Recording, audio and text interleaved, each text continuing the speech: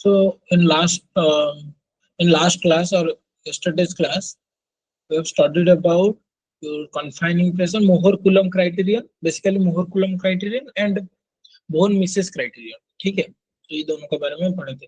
So can you tell me in which condition Bohn-Mises criterion is applying? Will be applied in which condition? Ductile condition. Very good.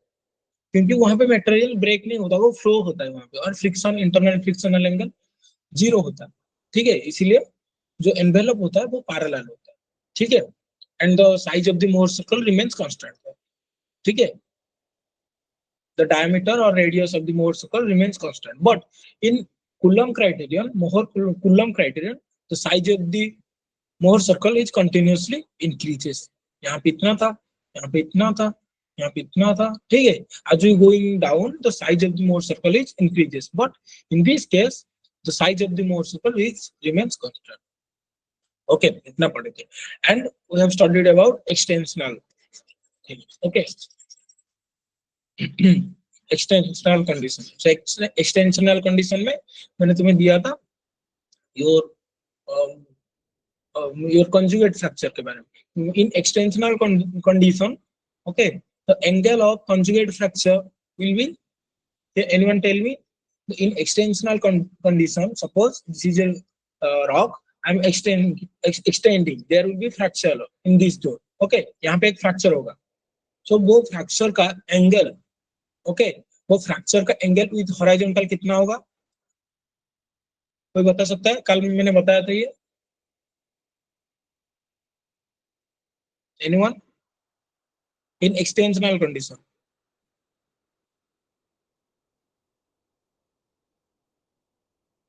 हाँ, in extensional, I am asking in extensional condition. Okay, so this is your extensional condition. यहाँ पे extension हो रहा है. ठीक है, in extensional condition there will create a fracture. ठीक है, फ्रैक्चर क्रिएट होगा ना, कंप्रेशन होगा या एक्सटेंशन होगा तो फ्रैक्चर क्रिएट होगा.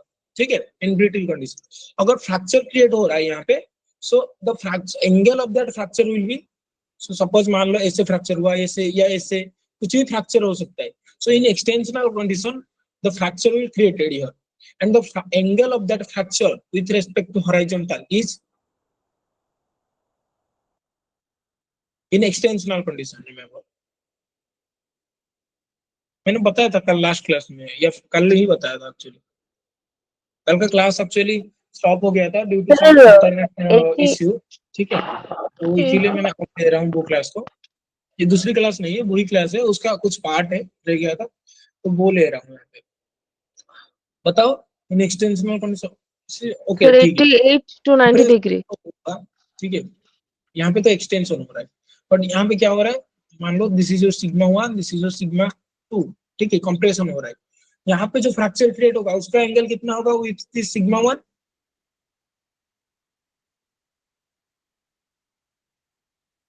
Anyone tell me? यहाँ पे जो कंजुगेट फ्रैक्चर बनेगा ना, यहाँ पे कंप्रेशन हो रहा है, सो जो कंजुगेट फ्रैक्चर बनेगा, so what is the angle of that fracture with respect to sigma 1? Sigma 1 के साथ कितना एंगल करेगा वो फ्रैक्चर? कितने बार बोलूं ये? तुम पढ़ नहीं रहे हो क्या? पढ़ो अच्छे से यार.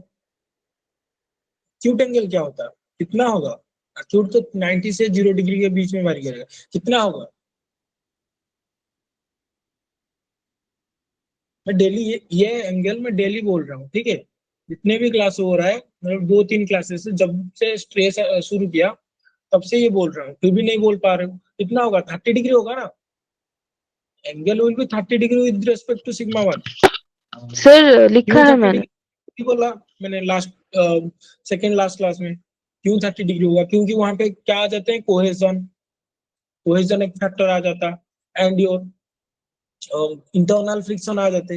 इंटरनल फ्रिक्शन, इसीलिए इंस्टेड ऑफ 45 डिग्री ये क्या होता है? होते हैं 30 डिग्री होते हैं. ठीक है, क्योंकि 45 डिग्री में मैक्सिमम शेयर होता है, तो फेलियर 45 डिग्री में क्या होता है? मैक्सिमम शेयर होता है. देखो, tau is equal to sigma 1 minus sigma 2 divided by 2 sin 2 theta ना.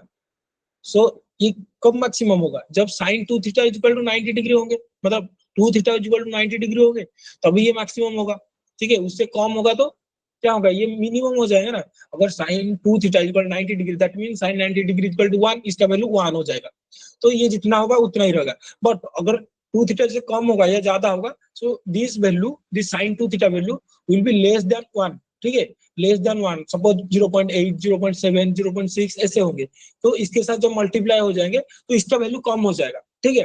अगर थीटा का वैल्यू 45 डिग्री से कम है या ज्यादा है, सो इसका वैल्यू, शियर स्ट्रेस का वैल्यू ऑटोमेटिकली कम हो जाएगा, ठीक है। अगर थीटा का value is perfectly 45 degree, that means 2 theta is equal to 90 degree, ठीक है। Sine 2 theta value is equal to sine 90 degree is equal to 1.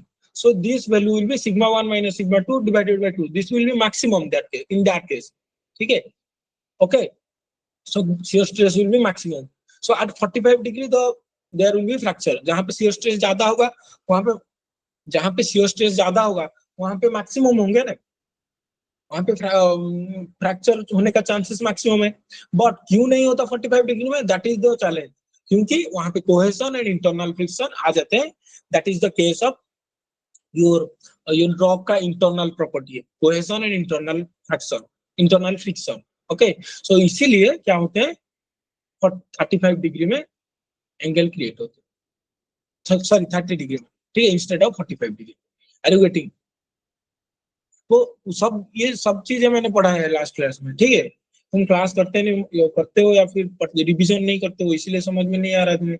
जो भी पढ़ रहे हो जाके रिवीजन करो, ठीक है। नहीं तो क्या होगा, तुम पढ़ लोगे सब चीजें, ये यहाँ से पढ़ लोगे, फिर जाके भूल जाओगे, एग्जाम में नहीं कर पाओगे, ठीक है। फिर बोलोगे कि ये इंस्टीट्यूशन से हम पढ़े थे, नहीं हुआ हमारा, ठीक है। जितने भी पढ़ रहे, मैं गारंटी दे रहा हूँ कि स्ट्रक्चरल में जितने भी पढ़ोगे उतने से ज्यादा क्वेश्चन नहीं आएगा, ठीक है। बस लेकिन पढ़ लो, आंसर नहीं दे पा रहे हो तुम लोग, ठीक है ना। तो बार बार पढ़ो, रिवीजन करो, जितने भी पढ़ रहे हो नोट बनाओ, रिवीजन करो, रनिंग नोट बनाओ, रिवीजन करो, ठीक है। So this is the your friction, this is the angle of sigma 1, this is your sigma 1, this is your sigma 2, ठीक है। सिग्मा 1 के साथ फ्रैक्चर का एंगल कितना होगा, अराउंड 30 डिग्री। मैंने कल ही बोला था, it will be very around 28 degree to 32 degree, ठीक है, ये बोला था मैंने कल, okay. So in this way it is the case in your compression, ठीक है। सपोज ये कंप्रेशन सिग्मा 1 सिग्मा 2 कंप्रेशन हो रहा है, but in the case of extension, okay, in the case of extension, so in the case of extension क्या होता, मैंने बोला ना। सो एक्सटेंशन में क्या होगा, ये 30 डिग्री एंगल में नहीं ब्रेक होगा, it will break along a vertical. मान लो तुम एक चौक को ब्रेक कर रहे हो, ठीक है, एक चौक है, चौक पीस ऐसा है, चौक पीस, ठीक है। तो तुम एक्सटेंड कर रहे हो, ठीक है, खींच रहे हो दोनों साइड से, ये साइड से खींच रहे हो, ये साइड से खींच रहे हो, ठीक है। जब खींच रहे हो तो क्या होगा, it will not break like this, it will not break like this. How does it will break? It will break like a perpendicular, ठीक है, ऐसे परपेंडिकुलर होके ब्रेक करेगा। कोई भी चौक को ऐसे खींचोगे तो ऐसे परपेंडिकुलर ब्रेक करेगा, ठीक है। और क्यों ब्रेक करेगा वो आगे देखेंगे, ठीक है, क्यों परपेंडिकुलर, क्यों एक्सटेंशनल केस में ऐसे परपेंडिकुलरली ब्रेक करता है, बट क्यों यहाँ पे कंप्रेशन के केस में 30 डिग्री एंगल करके ब्रेक कर रहा है। मैंने बोला क्यों 30 डिग्री एंगल कर रहा है इन compression case, because of cohesion and internal friction, but in case of extension हम आगे देखेंगे, ठीक है। So that is the case. It is making an angle 90 degree or around 90 degree. That will vary 85 to 90 degree. ठीक है? It will vary 85 to 90 degree with horizontal. Okay? With horizontal के साथ 85 degree to 90 degree break करेगा, make करेगा angle. ठीक है? But with sigma 1 कितना करेगा? That is the case. With sigma 1 कितना करेगा? This is your block. ठीक है, ये सब कल पढ़ाया था, फिर भी बोल रहा हूँ, ठीक है, ताकि रिवाइज हो जाए तुम्हारा। मान लो दिस इज योर एक्सटेंशन, दोनों साइड में एक्सटेंशन हो रहा है, ठीक है, दोनों साइड में एक्सटेंशन हो रहा है। यहाँ पे एक्सटेंशन 2 हो रहा है, यहाँ पे 10 हो रहा है, ठीक है, यहाँ पे 2 हो रहा है, यहाँ पे 10 हो रहा है। मतलब एक्सटेंशन 2 मतलब ये कौन सी फील्ड में मोर सर्कल करेंगे, Mohr circle look like this is your, यहाँ पे 2 एक्सटेंशन हो रहा है, ठीक है, एक्सटेंशन 2 हो रहा है, रिमेंबर। सो इसका वैल्यू क्या हो जाएगा, -2, ओके। बट अगर कंप्रेशन 2 होता है तो +2 होता है, क्योंकि compression is positive, extension is negative, बस ये हमारा साइन कन्वेंशन है पहले से, ओके। एंड यहाँ पे एक्सटेंशन हो रहा है, that is 10, okay, that is 10 मतलब एक्सटेंशन 10 मतलब -10, okay. So Mohr circle will look like this, okay, this is your Mohr circle. So -2 यहाँ पे होगा, this is your -10, which will be sigma 1, anyone tell me which will be sigma 1, which will be sigma 2 out of -2 and -10, and ये जो दो है उसमें से कौन सा सिग्मा 1 एंड कौन सा सिग्मा 2? -2 इज सिग्मा 1, क्योंकि less extension is more compressive, ठीक है। अगर लेस एक्सटेंशन जो होगा दैट इज मोर कंप्रेसिव मतलब सिग्मा 1। लेस एक्सटेंशन कौन है यहाँ पे? 2, ठीक है। 2 is less extension, so that means it is more compressive, that means sigma 1 direction is this way, okay, so this is your sigma 1, this is your sigma 2, okay. are you getting? हाँ, उसके बाद क्या बोल रहा था मैं? हाँ, देखो, so what is the angle it is making with sigma 1? This fracture is making what angle with sigma 1? so यहाँ पे ऐसे फ्रैक्चर हुआ ना, so एक्सटेंशन ज्यादा इस तरफ है, ठीक है, मतलब ज्यादा कंप्रेशन किस तरफ होगा? इस तरफ होगा, that mean sigma 1 direction is this way and sigma 2 direction is this way, ठीक है। This is your sigma 1 and fracture ऐसे होगा। So what is the angle it is making with sigma 1? This fracture, ये fracture कितना angle कर रहा है sigma 1 के साथ? कितना होगा? 0 to 5 डिग्री, ठीक है। यानी क्या बोला? It is making an angle 85 to 90 degree with horizontal, ठीक है। सो ये सिग्मा 1 के साथ कितना करेगा? Around 0 to 5 degree. कभी इतना भारी कर सकता है, मतलब 5 डिग्री अराउंड भारी कर सकता है, ठीक है। 2 degree 3 degree maximum, 3 degree 4 degree कभी कभी होता है, और 5 डिग्री बहुत रेयर होता है, but it will vary around 0 to 5 degree, okay. This is the theta value, are you getting? Theta जो इनिशियली लिए थे, theta is the angle between sigma 1 and fracture, theta is the angle between sigma 1 and fracture, okay. Are you getting? एक thumbs up दे दो अगर समझ में आ रहा है।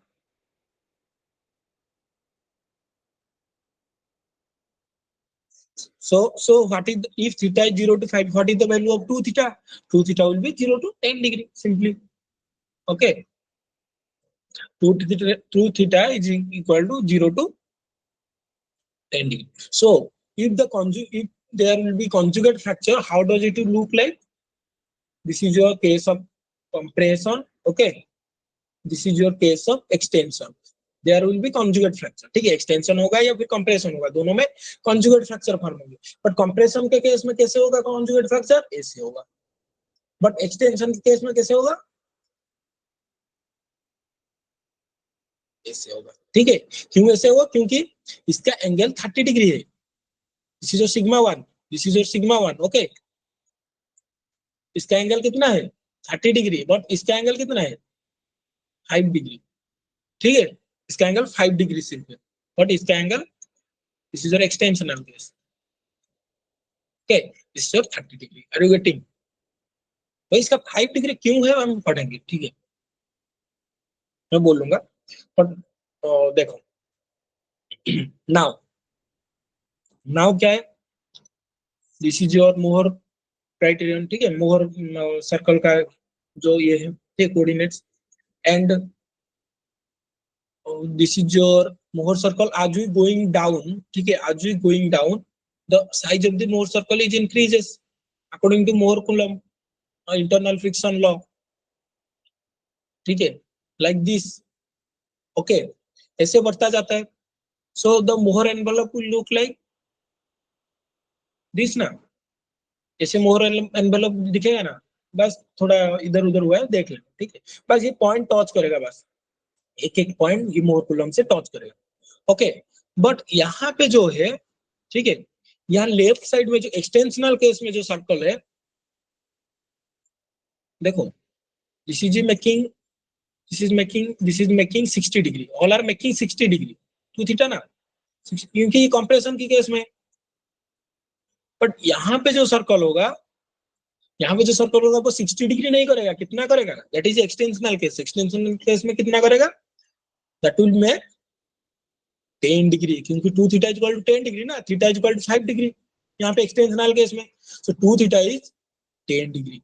सो द सर्कल यहाँ पे फेल्योर प्लेन होगा, यहाँ पे नहीं होगा, यहाँ पे नहीं होगा, यहाँ पे नहीं होगा, ठीक है, समझ रहे हो? Failure plane will be here, somewhere here. देखो ये ब्लैक डॉट जो है यहाँ पे फेल्योर प्लेन होगा, क्योंकि 2 theta is equal to 10 degree. Okay, remember यहाँ पे 60 डिग्री हो रहा था 2 थीटा, सो फेल्योर प्लेन यहाँ पे हो रहा था। बट अगर ये सर्कल यहाँ पे इस फील्ड में, so 2 theta is equal to 10 degree, क्योंकि extensional field, this is your extensional field, so यहाँ पे होगा। So the Mohr envelope will look like this, ऐसे कर्व हो जाएगा या इस तरफ, ठीक है।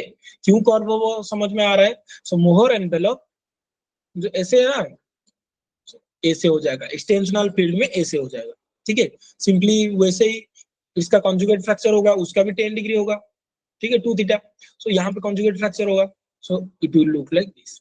सो ऐसे आके कर्व हो जाएंगे। Are you getting? तो दिस मोहर एनवेलप यहाँ तक स्ट्रेट था, ये पॉइंट तक स्ट्रेट था, बट जब यहाँ पे कर्व हो जाएगा, मतलब उसके पीछे आएंगे एक्सटेंशनल फील्ड में, तो ये कर्व हो जाएंगे। क्यों कर्व हो रहे हैं समझ में आ रहा है? क्योंकि उसको 10 डिग्री मेंटेन करना है।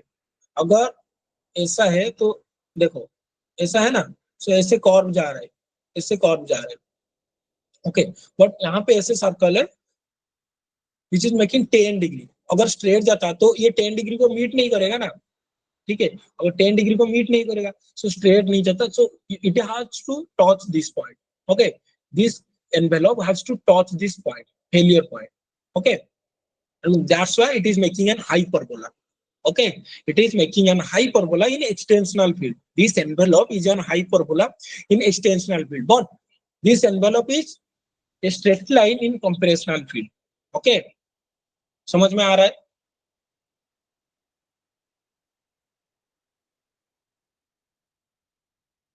Are you getting? बोलो। Okay, very good. So it is making an hyperbola, मैं बताता हूँ, ठीक है। अगेन अगेन देखो, इन एक्सटेंशनल फील्ड, अगर एक के पास दोनों साइड में sigma 1 and sigma 2 is extensional, then theta will be कितना होगा थीटा? अगर एक्सटेंशन, सॉरी, हाँ मान लो, सॉरी सॉरी मैंने गलत बोला, in compressional, not extensional, in compressional field, if sigma 1 and sigma 2 is compressional, so theta will be, बताओ जल्दी जल्दी बताओ, theta will be, यहाँ पे किए हमने, theta will be in compressional field, if sigma 1 and sigma 2 both are compressional, so theta will be, what is the value of theta?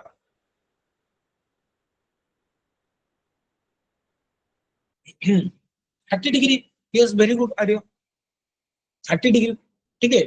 कुछ आ रहा है नहीं आ रहा है बोलो, ठीक है, बोलते जाओ, अगर बोलोगे तो क्या तुम्हारा कॉन्सेप्ट क्लियर होगा, ठीक है, समझ में आएगा। इंटरएक्टिव रखो क्लास, ठीक है। Theta will be 30 degree in compressional case, but in extensional case, if sigma 1 and sigma 2 is extensional, so theta will be around कितना? 5 degree, 0 to 5 degree. Are you getting? So in extensional 0 to 5 degree, in compressional 30 degree.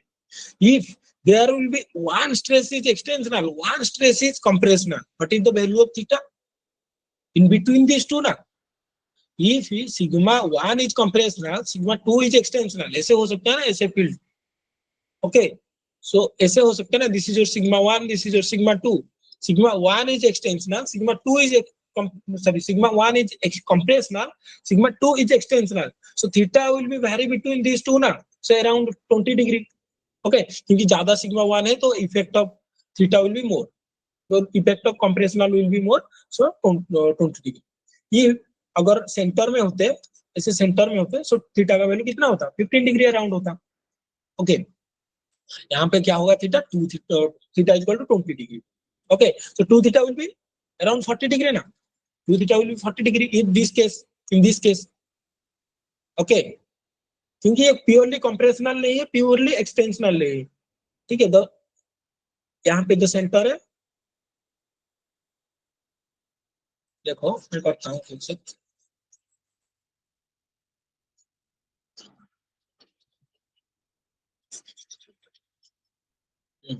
देखो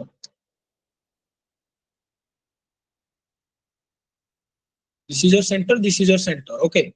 So this is your 60 degree, this is your 60 degree plane, but यहाँ पे मैंने क्या बोला, it will make an angle कितना 40 degree. So the envelope ऐसे straight जाता है, बट यहाँ पे स्ट्रेट नहीं होगा, यहाँ पे थोड़ा कर्व होगा, it has to maintain this 40 degree. Again ये कर्व होगा, अगेन यहाँ पे जो आ जाएगा फील्ड वो पूरा 10 डिग्री हो जाएगा। So this like this, it will look like this. Okay, similarly it will curve, it will touch simply, ठीक है, it will touch, then यहाँ पे जब आएगा, यहाँ पे जब आएगा स्ट्रेट लाइन हो जाएगा, ठीक है, ये साइड में स्ट्रेट लाइन होगा, but in this case it will make an curve, ठीक है, this is actually hyperbola. Are you getting? This is your purely extensional case. This is your pure compressional and extensional case.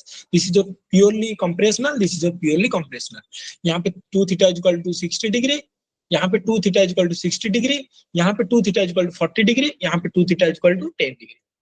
Okay, समझ में आ रहा है? तो why mediocenic ridge is vertical? Why mediocenic ridge is vertical? क्योंकि वहाँ पे purely extensional हो रहा है, ठीक है। मिडोसेनिक देखोगे वो it is not making an angle 30 degree, ठीक है, it is making an angle 0 to 5 degree, ठीक है, विथ सिग्मा 1, ठीक है, ऐसे होता है ना मिडोसेनिक रीज, पूरा वर्टिकल होते। क्यों होते वर्टिकल? क्योंकि यहाँ पे एक्सटेंशनल हो रहा है। एक्सटेंशन में मैंने बोला कि जो फ्रैक्चर क्रिएट होगा वो प्योरली वर्टिकल होगा, around vertical 0 around 85 to 90 degree deep, ठीक है, that's why mid oceanic ridge is vertical. Okay.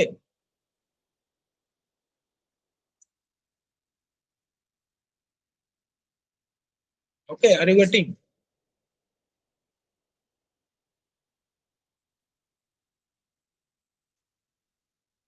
So it will look like ऐसे होगा, ठीक है, ऐसे होगा, it has to touch, okay, it has to touch this point. So यहाँ पे कंप्रेशनल समझ में आ रहा है ना, कॉन्सेप्ट समझ में आ रहा है ना, क्या होता है, क्यों होता है, कहाँ पे कौन सा एंगल होगा, ठीक है। So it is making it is like a hyperbola ना, it is in extensional field it is like a hyperbola, ठीक है, like this, ठीक है, और like this,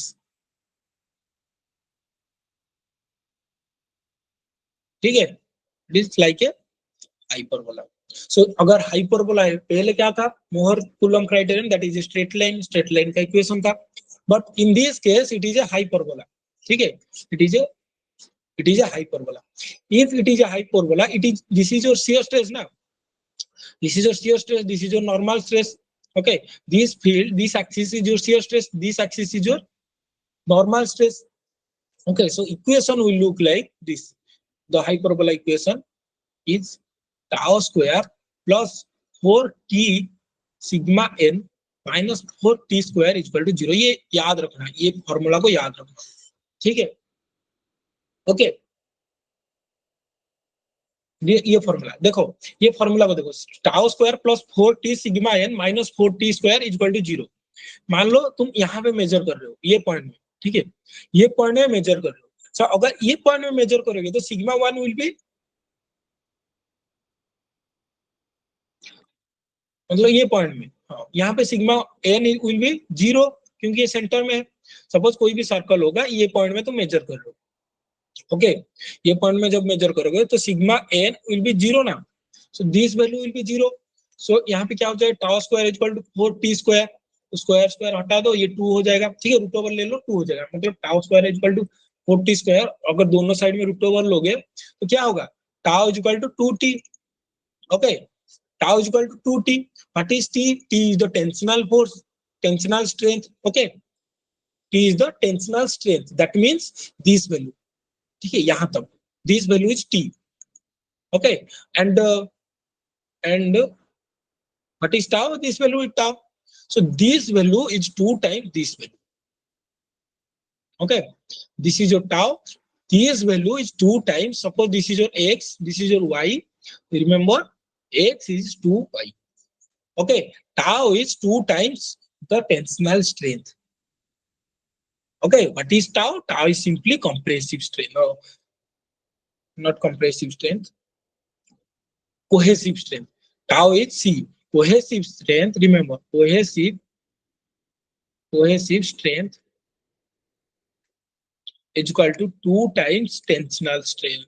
Tensional strength.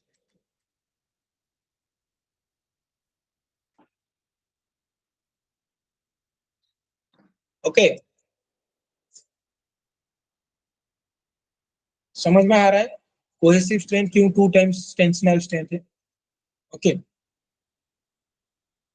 सो मुझे बताओ फिर, अगर कोहेसिव स्ट्रेंथ इज, सो अगर टेंशनल स्ट्रेंथ, अगर कोई रॉक को, ठीक है, कोई रॉक को मैं 5 मेगापास्कल में एक्सटेंशन कर रहा हूं, तो अगर ब्रेक हो रहा है, सो वो रॉक उसको 10 मेगापास्कल चाहिए। अगर मैं कोहेशन मतलब कंप्रेस कर रहा हूँ, ठीक है, अगर कंप्रेस कर रहा हूँ तो उसको क्या चाहिए, 10 मेगापास्कल चाहिए to break that rock. Okay, अगर मैं एक्सटेंशन कर रहा हूँ तो 5 मेगापास्कल चाहिए, एंड अगर कंप्रेशन कर रहा हूँ तो 10 मेगापास्कल चाहिए to break that rock. Okay, so तब मुझे बताओ, rock is stronger, rock is stronger in dash, rock is weaker in,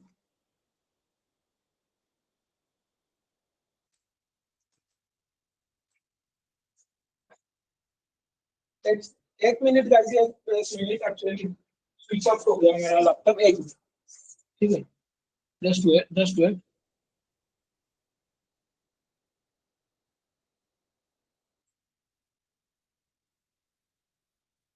just wait actually, एक हाँ, मैं क्या बता रहा था, if there's a compare, rock is stronger in dash, rock is weaker in dash. Okay, rock is stronger in dash, rock is weaker in dash. Your option is extensional and compressional. Your option is extensional and compressional. बताओ, rock is stronger in, mic on करके ही बता सकते हो, कोई issue नहीं। तो rock is stronger in dash, extensional और compressional, and rock is weaker in extensional और कंप्रेशनल। हाँ हाँ, मैं शेयर कर रहा हूँ, तुम बोलो, शेयर कर,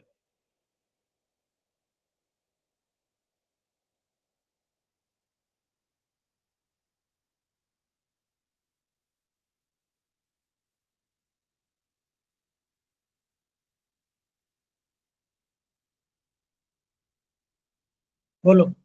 Rock is stronger in dash, rock is weaker in dash. Your option is extensional, your option is compressional. दो ऑप्शन है, कौन कहाँ पे बैठेगा? Rock is stronger in dash, rock is weaker in dash.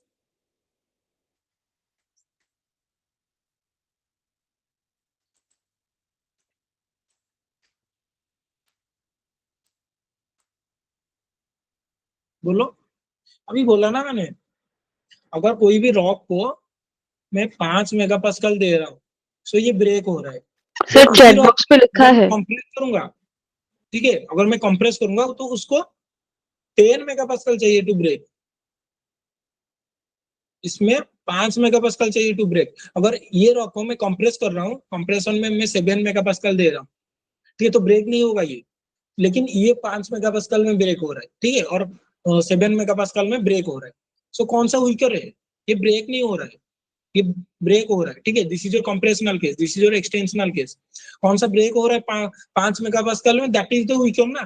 अगर ये एक्सटेंशन के केस में 5 मेगापास्कल में ब्रेक हो रहा है, सो इट इज वीकर ना। So rock is weaker in extensional and rock is stronger in compressional. अब रिलेशन बताया ना अभी, extends your tensional strength into 2 is equal to compressional strength ना। तो इसका स्ट्रेंथ ज्यादा है।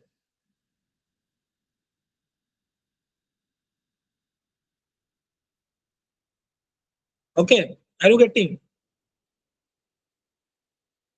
अगर समझ में नहीं आ रहा तो बोलो, कोई दिक्कत नहीं, बोलो, ये इजी चीज है, समझ में आने वाला चीज है, बोलो अगर नहीं आ रहा है, ठीक है। हेलो, आर्या, क्षितिज, विष्णु, साई स्मिता, दीपा, समझ में आ रहा है? ओके, हाँ, ठीक है।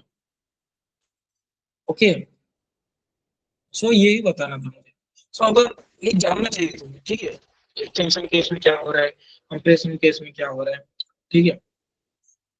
तो this envelope, okay, this a parabolic envelope which has equation of tau square plus 4t sigma n plus minus 4t square is equal to 0.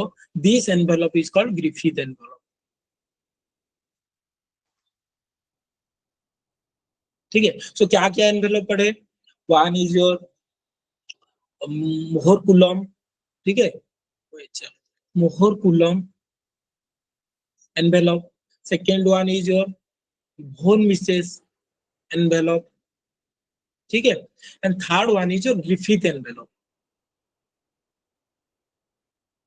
तो तुम्हें पता होना चाहिए कि कौन सा एनवेलप कहाँ पे यूज होता है, एनवेलप, ठीक है। Mohr Coulomb envelope in compressional case, okay, von Mises in compressional case but in ductile, ठीक है, von Mises is in ductile case, okay, and Griffith envelope is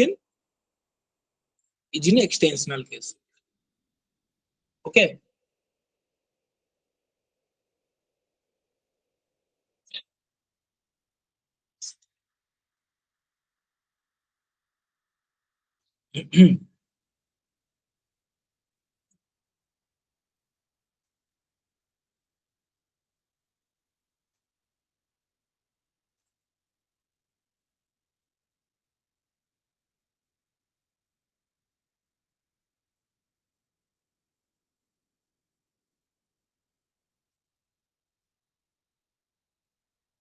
देखो इसको,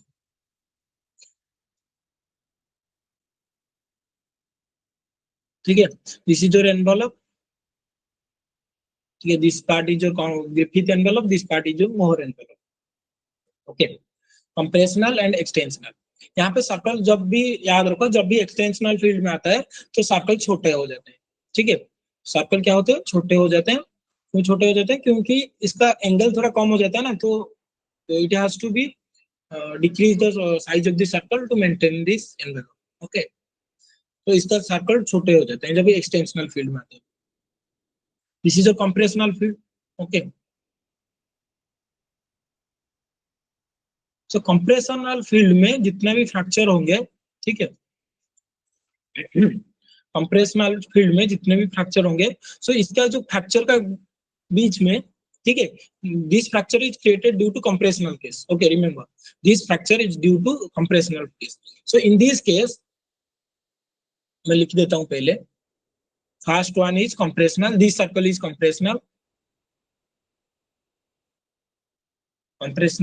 सो sigma theta is equal to 30 degree, ठीक है, यहाँ पे theta क्या होगा, 30 डिग्री होगा। Second case is compressional plus extensional, ये जो सर्कल है, लेफ्ट साइड में देखो, ये जो सर्कल है, this one, okay, compressional plus extensional, okay, first one is compressional, that is theta is equal to 30 degree, second one is compressional plus extensional, and third one is only tensional, purely tensional or extensional, 5 degree with sigma 1, यहाँ पे कितना होगा, 20 degree with sigma 1, okay. So in compressional case the fracture will develop, that is called shear fracture, this fracture is called shear fracture, remember in compressional case the fracture develop, that is called shear fracture, ठीक है। सो यहाँ पे क्या होगा, जो भी fracture बनेगा that has more sleep, okay, but more sleep but the gap between the fracture, ठीक है, the gap between the fracture is less, लिख लो इसको, ठीक है, gap less, okay. In compressional case the shear fracture develop, okay, it has more sleep but gap less, more sleep मतलब ये sleep ज्यादा करेगा but gap between fracture is very less in this case.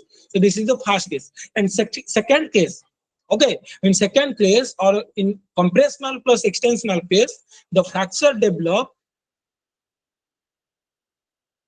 okay, the fracture develop has just the fracture develop has half sleep half gap.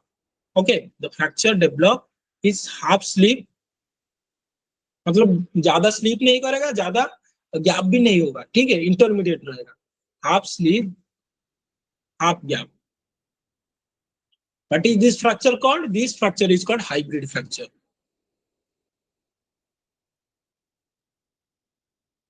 Okay, this fracture is called hybrid fracture. Are you getting? It has half slip and half gap. क्योंकि यहाँ पे पूरा compressional भी है, extensional भी है. But in extensional case, the fracture will have, यहाँ पे क्या हो जाएगा, गैप ज्यादा हो जाएगा, क्योंकि एक्सटेंशन हो रहा है ना. ओके, ऐसे गैप ज्यादा हो जाएंगे, but sleep will be very less. यहाँ पे स्लीप नहीं होगा क्योंकि गैप एक्सटेंशन हो रहा है, तो इस तरफ जाएगा ना, तो इस तरफ स्लीप नहीं होगा, ये ज्यादा स्लीप नहीं होगा. So less slip. Okay, less slip plus more gap. कोई भी फ्रैक्चर बनेगा in extensional case, that will have less sleep, but that will have more gap. What is this fracture called? This fracture is simply called joint. Joint simply वही है ना, fracture which have more gap, that is called joint.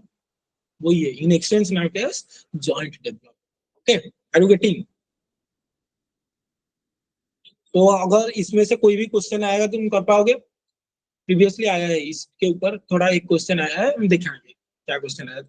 ठीक है, तो ये याद रख लो. समझ में आ रहा है ना क्यों हो रहा है, क्या हो रहा है. ठीक है, फिर से बोलूं, क्या समझ में आ रहा है? अगर पूछेगा जो hybrid fracture will develop in which case, in extensional and compressional case. shear fracture will develop in which case, compressional case. Joint develop in which case, tensional case. Okay.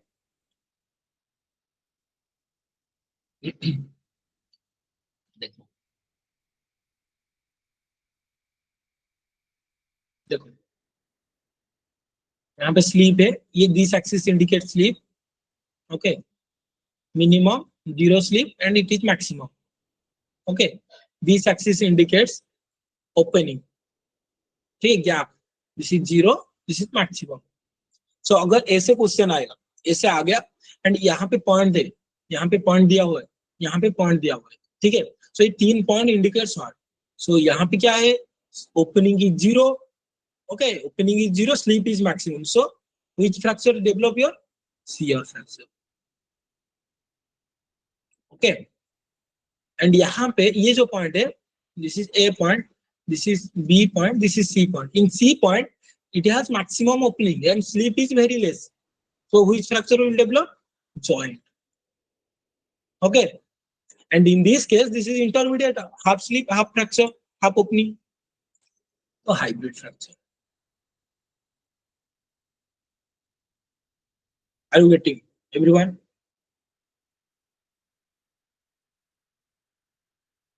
एक सेकंड पानी थोड़ा पी लेता हूँ, थोड़ा wait करो.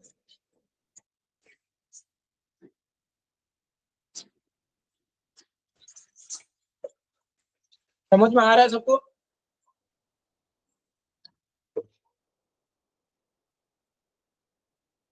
Everyone getting?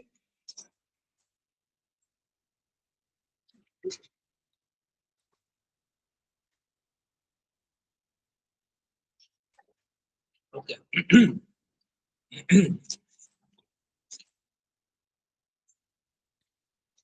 देखो, so my earlier question was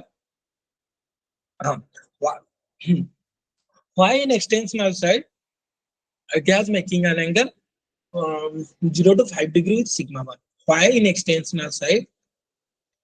Why in extensional side? It is an the fracture is making an angle 0 to 5 degree with the sigma 1. In simply in extensional side, internal friction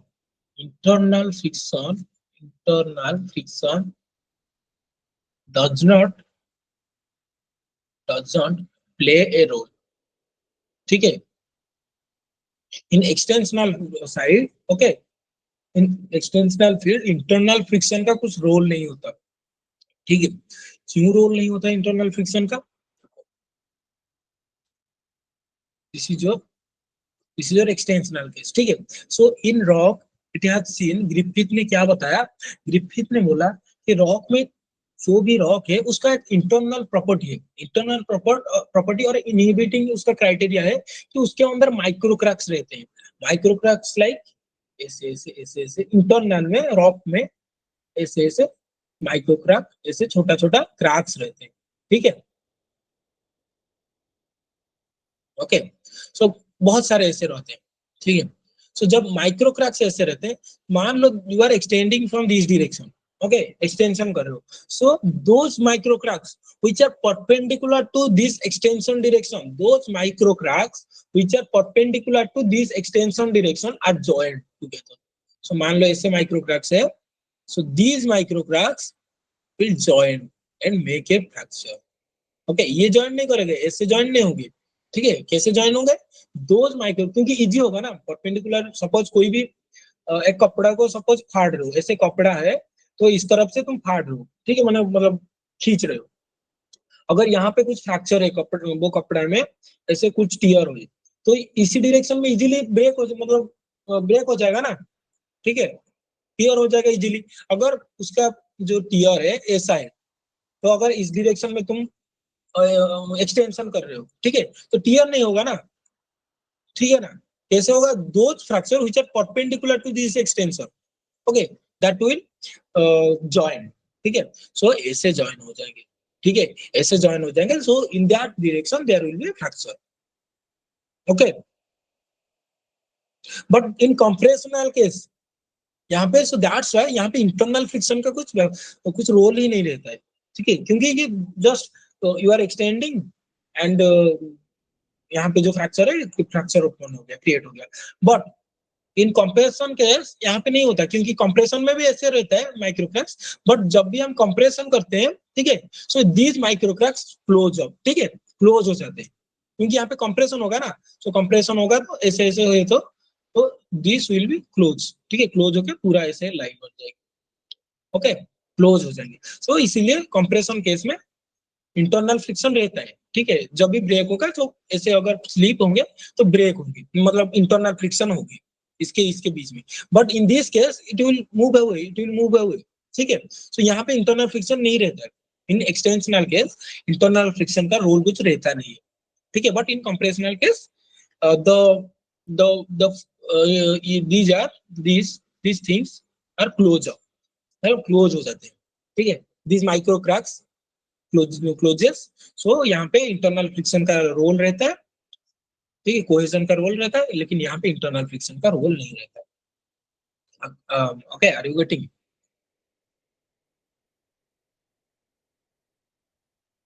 and always remember these cracks, okay, these cracks these cracks always perpendicular to sigma 3. In extensional case the cracks or the fracture, ठीक है, in extensional case the fracture is always perpendicular to sigma 3, but in compression case that is not happen, क्योंकि ऐसे inclined होता है ना, but sigma 3 is this way, यहाँ पे inclined है, बट यहाँ पे सिग्मा 3 इज दिस, ठीक है, क्योंकि मैक्सिमम एक्सटेंशन इस तरफ हो रहा है, सो मैक्सिमम कंप्रेशन किस तरफ होगा? इस तरफ, so that is sigma 1, that is sigma 3, so the fracture is always perpendicular to sigma 3। अगर तुम फील्ड में जाओगे तो ऐसे फ्रैक्चर मिलेगा, ठीक है, ऐसे फ्रैक्चर मिलेगा, एंड तुम्हें बताया गया है कि this fracture is due to extensional case. So तुम सिग्मा 3 का ओरिएंटेशन पता कर सकते हो सिंपली, कैसे पता करोगे? Perpendicular to this fracture, this is the orientation of sigma 3, ठीक है, आर यू गेटिंग? समझ में आया ना? So this is actually Griffith criterion,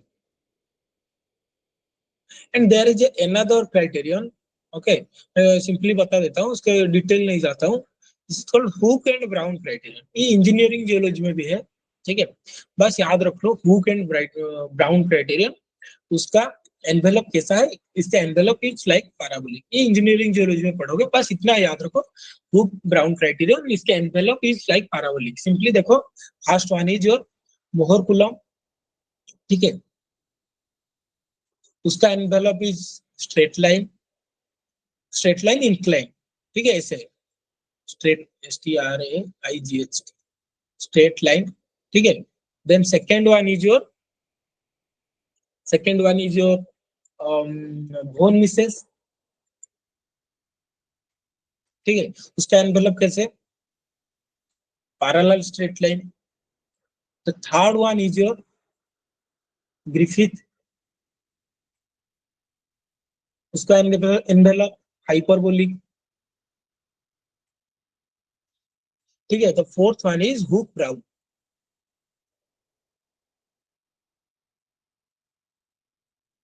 इसका एनवेलप कैसे, पैराबोलिक। ओके, इसका फॉर्मूला ये है simply,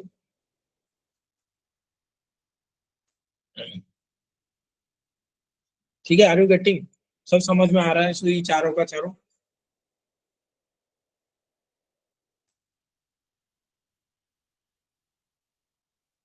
okay, so next move to some questions.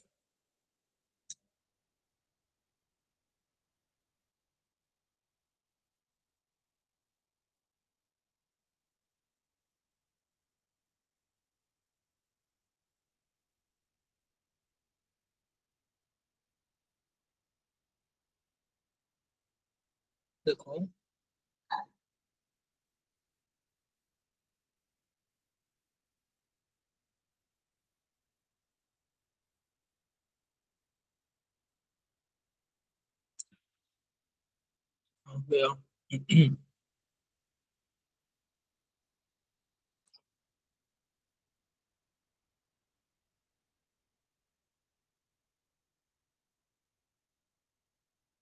ऐसा एक्चुअली क्वेश्चन तो मैं नहीं लाया शायद वो क्वेश्चन को।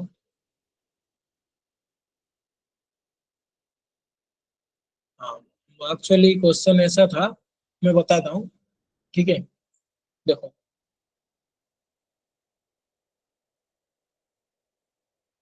हाँ, ऐसा क्वेश्चन था। सो if there is a extensional and compressional field, okay, if there is a fracture which is produced due to both extension, yeah, both extension and compression, ठीक है, both extension and compression, so there will be fracture develop, ठीक है, there will be fracture develop. What is this fracture is called? First option shear fracture,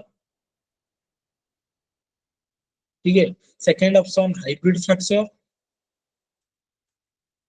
third option joints, fourth option is all of the above.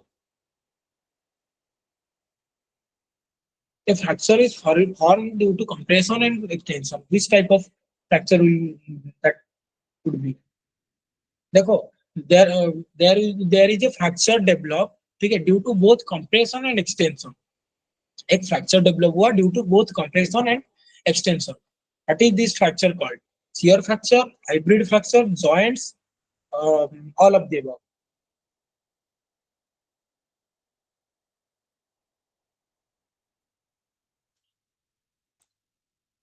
Hybrid fracture, ठीक है। ये question आया था, मैं सोचा था मैं लाया हूँ बट नहीं लाया हूँ, मैंने देखा था ये क्वेश्चन, ठीक है, कल ही देखा था, बट ठीक है। हम्म, अरे यही है, यही है, सॉरी, यही है, यही लाया हूँ। देखो, देखो ये क्वेश्चन देखो, देखो, यहाँ पे एक मोर सर्कल है and this this is the Mohr circle, ठीक है। ये क्वेश्चन देखो, what type of fracture will develop in this rock, क्या होगा,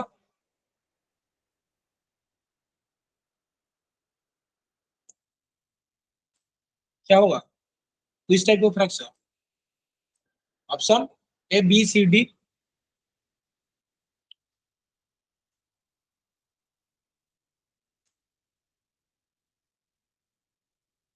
बताओ बताओ बताओ, ये 50 नंबर वाले बताओ,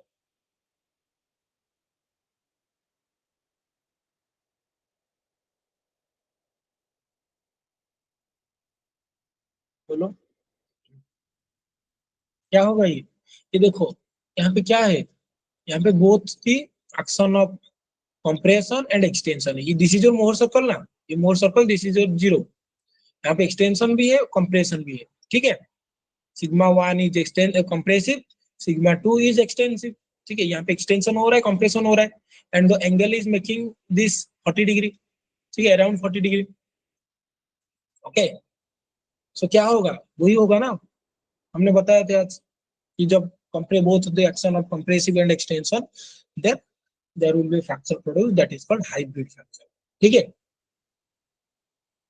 अगर ऐसे होता, सो यहाँ पे फ्रैक्चर होता है, that is pure shear fracture, ठीक है।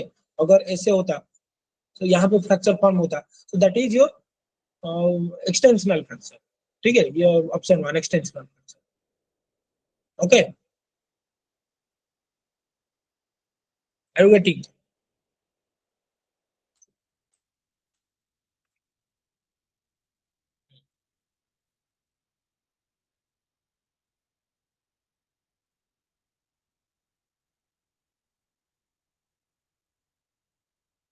ये बताओ ये 13 नंबर बताओ, पढ़ के बताओ। A rock follows Mohr-Coulomb criterion, failure criterion. Which one of the Mohr-Coulomb failure envelope shown below allows failure of the rock under stress state Y, but not under stress state X? Okay, which of the Mohr-Coulomb failure envelope shown below allows failure of the rock state X second, right? एक call है।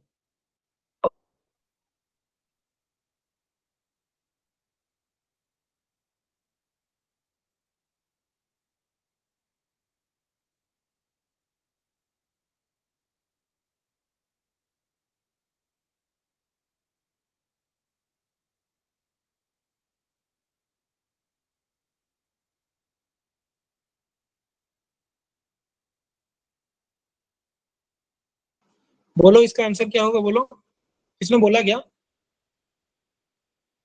फिर से बोलो, actually में ये हो गया था मेरा।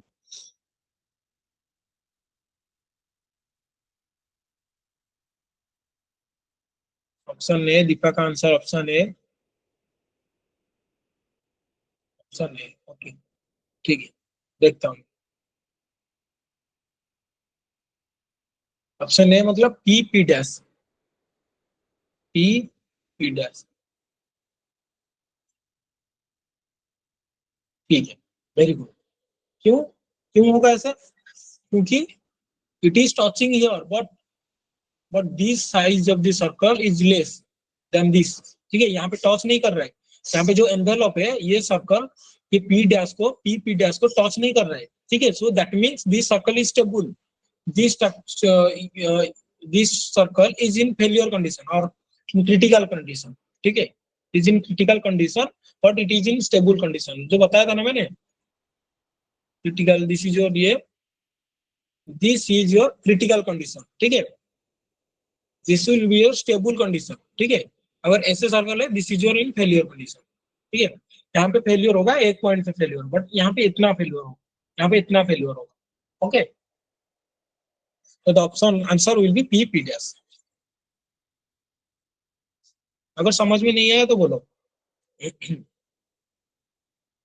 पी पी डैश, क्योंकि पी इस पॉइंट में टच कर रहा है, that means it is in failure condition, ठीक है। But it is not in failure condition, क्योंकि यहाँ पे टच नहीं हो रहा है ना, पी पी डैश वही पूछा था। But not under stress state X, X के अंडर फेलियर नहीं होता, that means this envelope, okay. यहाँ पे देखो, the maximum and minimum principal stresses are denoted by sigma 1 and sigma 3 respectively. The differential stress can have absolute value greater than sigma 1 when, पढ़ो इसको। The maximum and minimum principal stress are denoted as sigma 1 and sigma 3 respectively. The differential stress, what is differential stress? Sigma 1 minus sigma 3, ठीक है ना, can have absolute value greater than sigma 1 when, कब होगा? Sigma, ये दोनों का difference sigma 1 से ज्यादा होगा, कब होगा?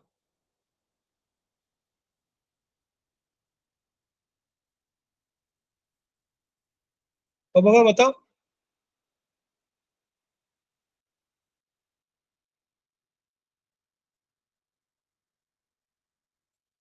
एनीवन?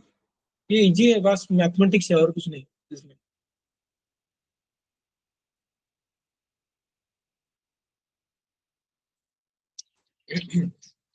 कब होगा सिग्मा, ये दोनों का डिफरेंस सिग्मा 1 से कब ज्यादा होगा, कब, कौन सी कंडीशन में?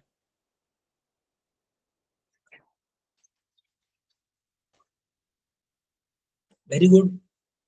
सिग्मा 2, सॉरी ऑप्शन बी, क्योंकि सिग्मा 1 शुड कंप्रेसिव, अगर कंप्रेसिव होगा तो दैट विल बी, मान लो दिस इज 10, ठीक है, sigma 3 is extensional, tensile mean that means it is 2 -2, means 10 minus of -2 equal to 10 + 2, that will be 12।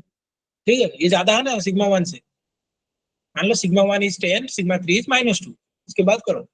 ठीक है, तो 1 should be compressive, 1 should be tensile.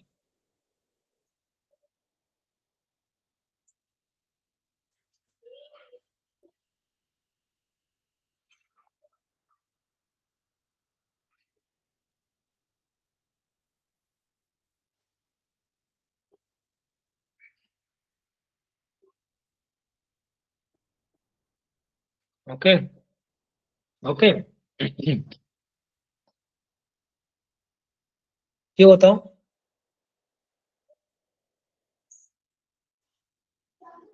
ये बताओ, ये पढ़ो, बताओ। दिख रहा है ना? The relationship between conjugate shear fracture and the principal stresses in a homogeneous isotropic deformed body is shown in the stereo plot given below. Sigma 1, sigma 2, and sigma 3 are compressive. All are compressive stress. Okay.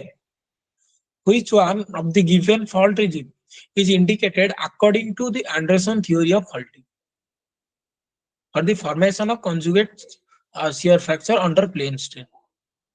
ठीक है, ये plane strain को भूल जाओ अभी।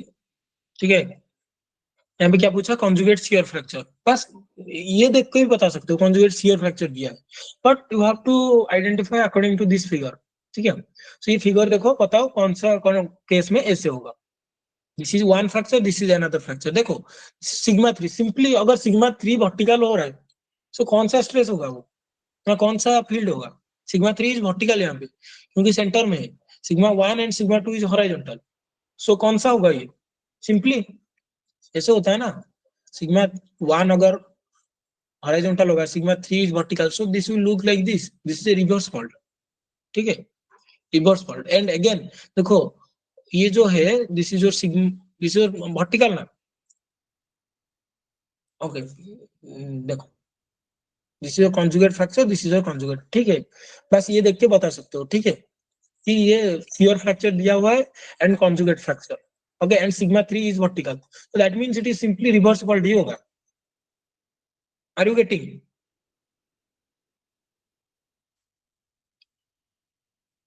Hello, are you getting?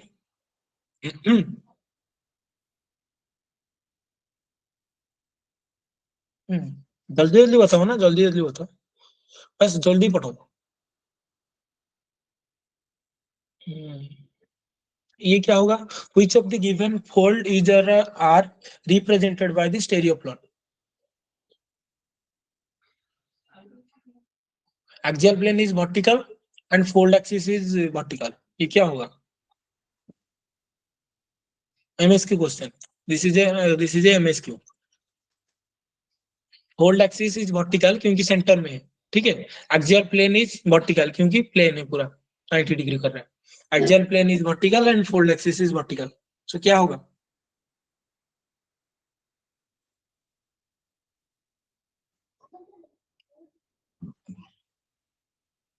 क्या होगा answer?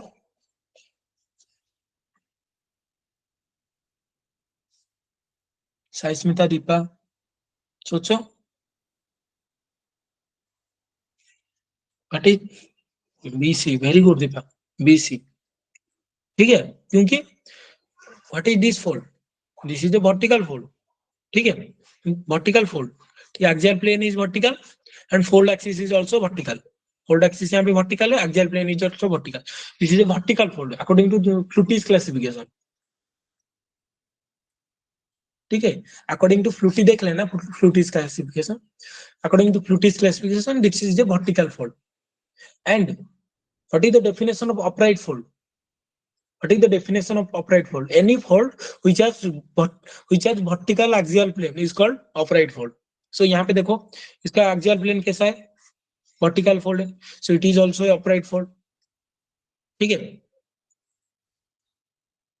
it is also a upright fold क्योंकि इसका axial plane vertical है, but it is also known as horizontal fold क्योंकि इसका fold axis is horizontal, fold axis is horizontal इसका, but axial plane is vertical.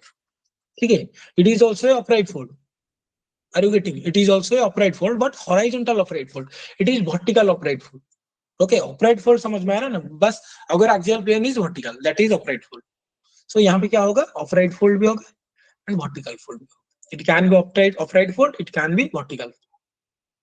But यहाँ पे अगर horizontal upright देखा तो आंसर नहीं होता यहाँ पे. Okay. ये रिक्रूटमेंट फोल्ड में क्या होता है? Axial plane is itself horizontal, मतलब एक्सियल प्लेन कैसा रहता है? ऐसा रहता है. And in horizontal fold this condition, fold axis कहाँ रहता है? यहाँ पे या फिर यहाँ पे. ठीक, क्योंकि हॉरिजॉन्टल है ना. Which of the following rock structure is or are fold?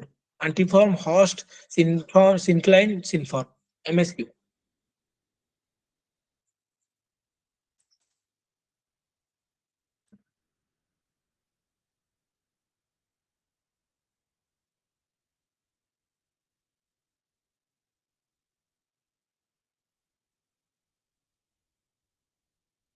Very good, Deepa. A, C, D.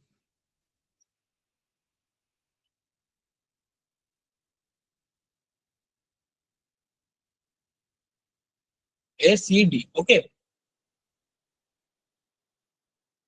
Very good.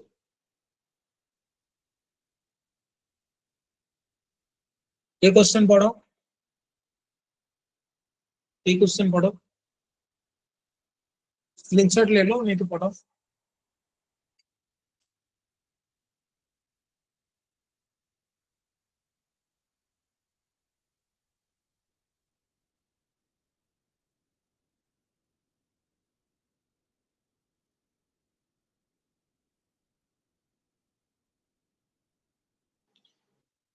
इसको सॉल्व करेंगे, ठीक है? पढ़ो पहले, स्क्रीनशॉट ले लो, नहीं तो बोलो.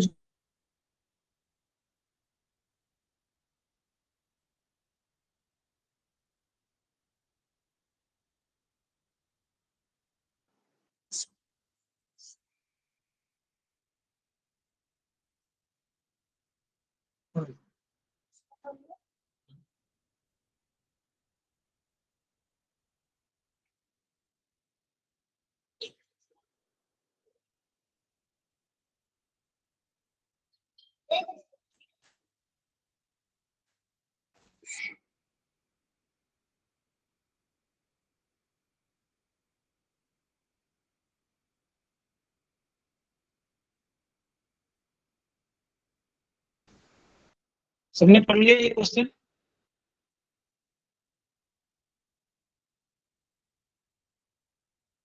सबने पढ़ लिया?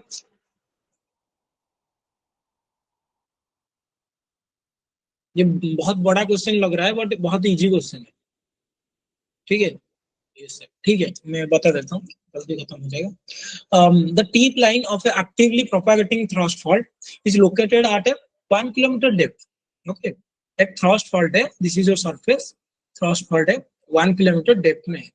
ठीक है, the average density of material from the ground surface to this depth. ठीक है, द एवरेज डेंसिटी क्या है? Is assumed to be uniform and can be taken as 2700 kg per meter.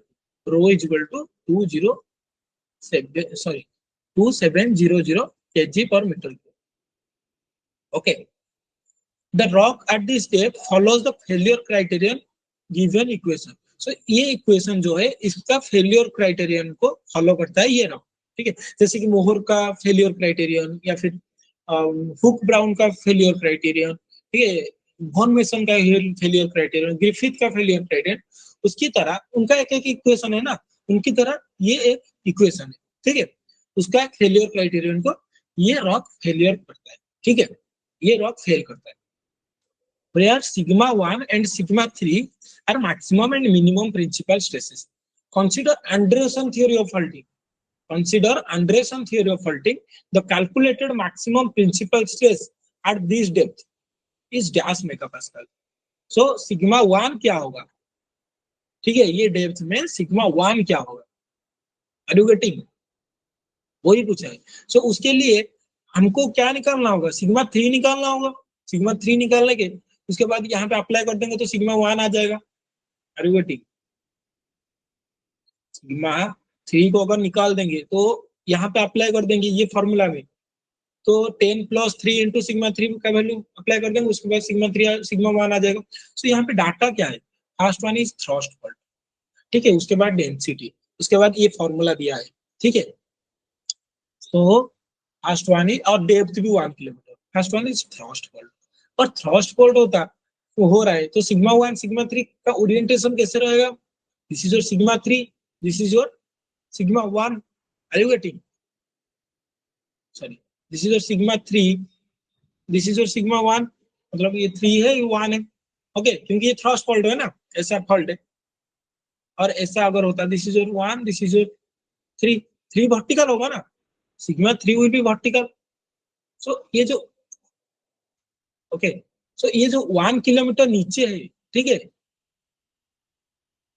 हाँ, ये जो 1 किलोमीटर नीचे है, ठीक है, सो 1 किलोमीटर नीचे जो है, सो ये जो सिग्मा 3 अप्लाई हो रहा है, this sigma 3 is what, simply this sigma 3 is the over burden ना, यहाँ पे जो ओवर बर्डन जितना है, so this is the sigma 3 ना, so sigma 1 has to overcome this overburden so that it will move, this block will move, ठीक है। Suppose एक रॉक ऐसा है,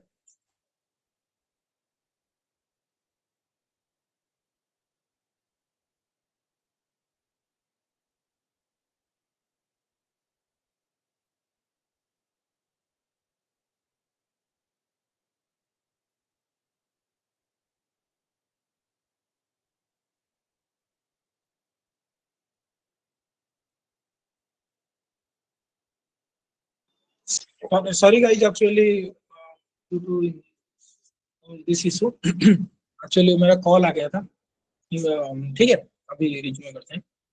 देखो क्या बोल रहा था मैं, सिग्मा 3, देखो सपोज यहाँ पे एक ब्लॉक है, ठीक है, सो मैं ऊपर उठाऊंगा, ठीक है, कैसे ऊपर उठाऊंगा इसको, सिंपली बताओ कैसे इसको ऊपर उठाऊंगा, सो दैट सपोज इसका 5 kg है, ठीक है, सो मुझे 6 kg देना होगा, 6 kg वेट इसको पुश करने के लिए देना होगा, ठीक है, तो अभी जाके ये ऊपर उठेगा, नहीं तो अगर 5 kg दूंगा तो ये ऊपर नहीं उठेगा ना, so I have to give more than 5 kg और 5 kg, सिंपली 5 kg दूंगा तो ये उठ जाएगा, ठीक है, सिंपली 5 kg दूंगा ये उठेगा, सिंपली वैसे ही। सो ये जो 1 किलोमीटर नीचे है, सो सिग्मा 1 क्या करना होगा, सिग्मा 1 को से ये 1 kg को ओवरटेक करना होगा, ठीक है, 1 kg को ओवरटेक करना होगा। ये जो 1 kg डेप्थ है, इसका मटेरियल का जो प्रेशर है, ये जो 1 kg मटेरियल का प्रेशर है उसको ओवरटेक करना होगा। सो that is the this 5 kg is simply sigma 3, ठीक है, इस सिग्मा 3 को मुझे ओवरटेक करना है। So this 5 kg is simply sigma 3। So this overburden, ठीक है, this overburden is simply sigma 3, क्योंकि सिग्मा 3 वर्टिकल अप्लाई हो रहा है ना, वर्टिकली ऐसे अप्लाई हो रहा है फोर्स।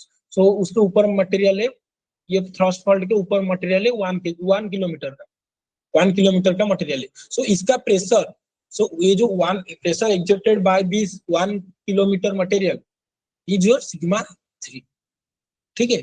अगर नॉर्मल स्ट्रेस होता, अगर योर थ्रस्ट फॉल्ट नहीं होके नॉर्मल फॉल्ट होता, ठीक है, यहाँ पे नॉर्मल फॉल्ट होता, so this 1 kg material will be your sigma 1, ठीक है। तो ये जो 1 kg मटेरियल, 1 किलोमीटर मटेरियल है, 1 kilometre material, that 1 kilometre material will produce some stress on this fault, ठीक है, so that is sigma 1 in normal fault case, but in thrust fault case यहाँ पे sigma 1 is sigma 3 is vertical, so this thing will be sigma 3। देखो simply, so समझ में आ रहा है ना, P is equal to rho g h, ठीक है, 1 kg मटेरियल है, दैट इज सिग्मा 3, तो this pressure will be sigma 3 हो जाएगा।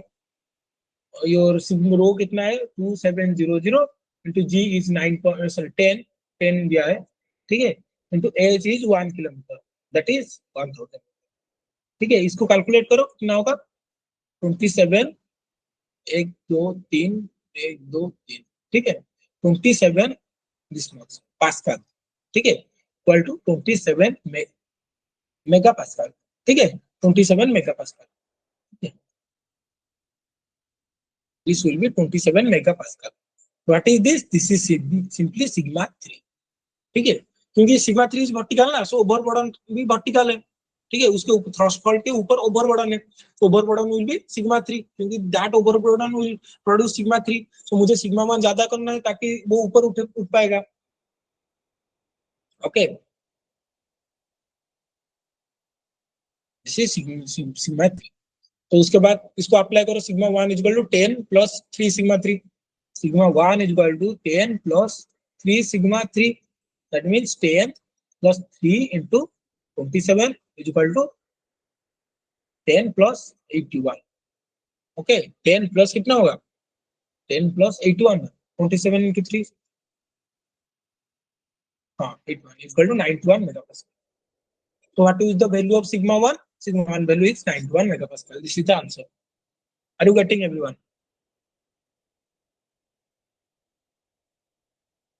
Hello, are you getting?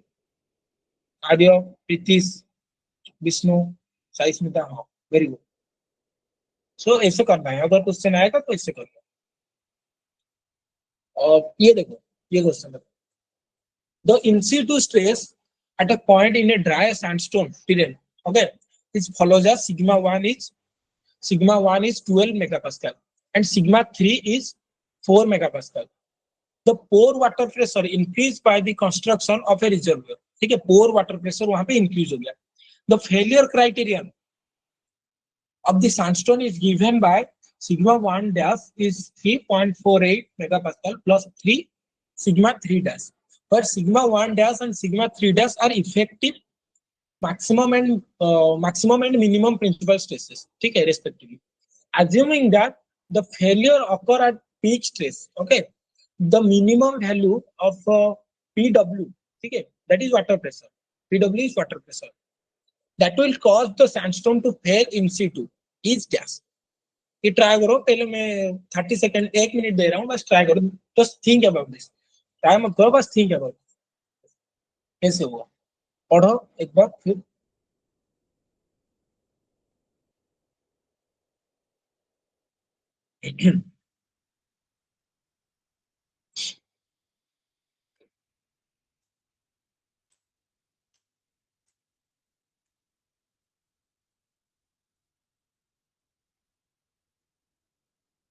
समझ में आ रहा है?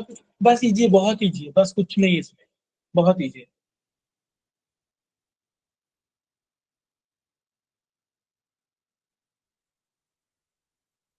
बस just remember your last to second last class concept, that is pore pressure. Pore pressure में क्या होता था, मोर सर्कल किस तरफ मूव करता था, जब पोर प्रेशर आ जाता था तो मोर सर्कल किस तरफ मूव करता था। Just I am showing you one question, देखो ये क्वेश्चन मैं लास्ट क्लास में किया था, ये वाला, ये देखो, ये वाला, just think about this, this one 51 number question, 51 number question को सोचो क्या होगा, उसका आंसर क्या होगा।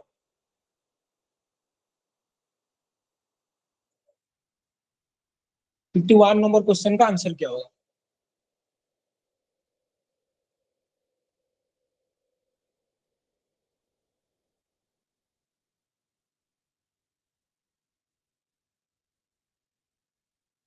This is your, just see this, ठीक है, दिस फिगर को देखो, ये फिगर को देखो, उसके बाद 51 नंबर का आंसर करो।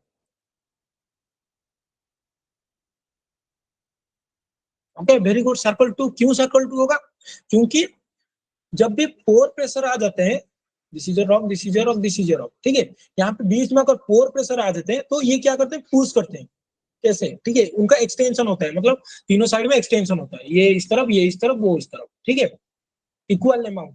Suppose I am giving sigma 1, sigma 2 and sigma 3. sigma 1 is 15, sigma 2 is 10, sigma 3 is 5. ठीक है, तो तीनों डायरेक्शन में दे रहा हूँ. पर पोर प्रेशर क्या करता है मेरा, वो क्या करता है -2. सपोज मान लो पोर प्रेशर का वैल्यू कितना है 2.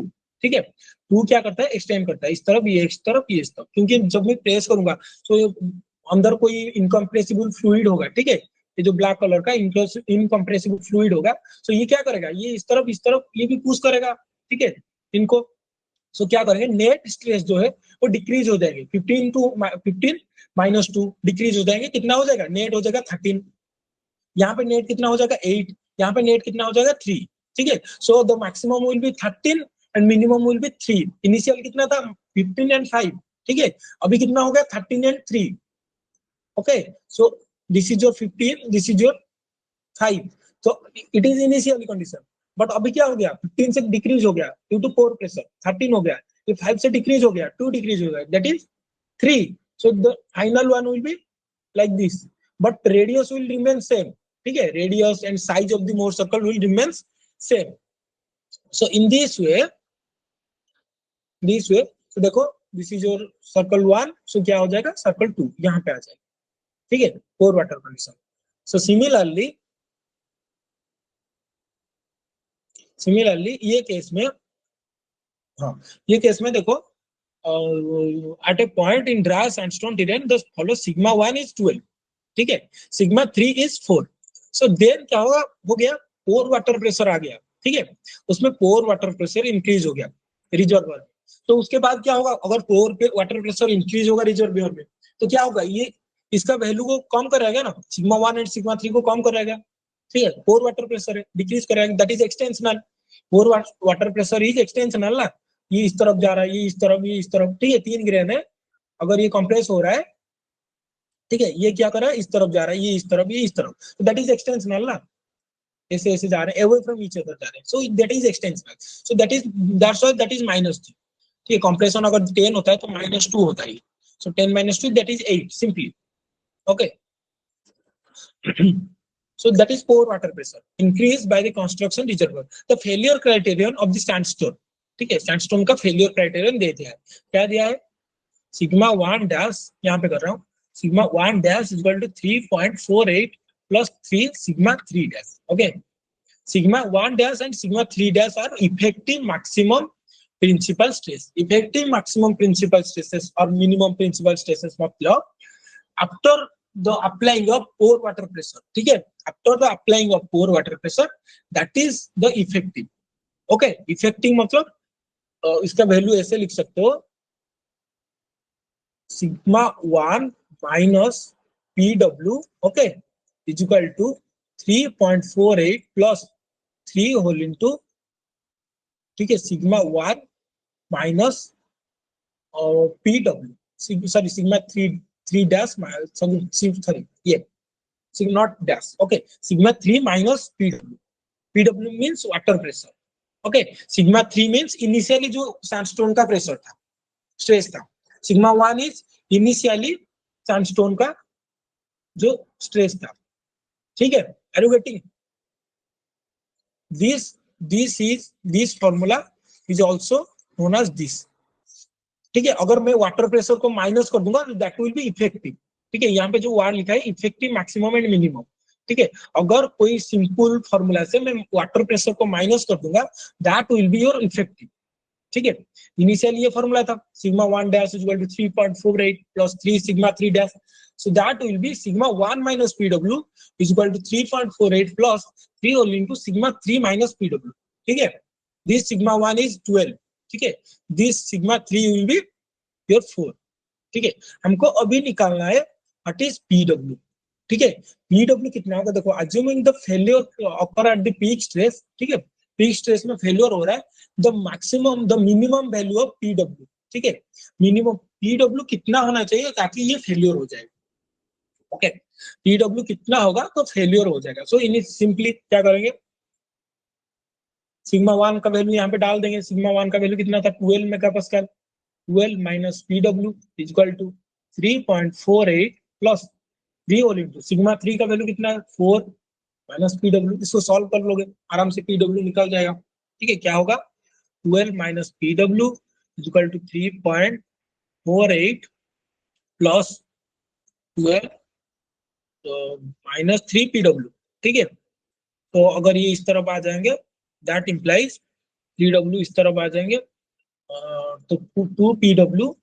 Okay, PW means water pressure. Water pressure कितना होगा ताकि ये फेलियर हो पाएगा, दैट इज द क्वेश्चन।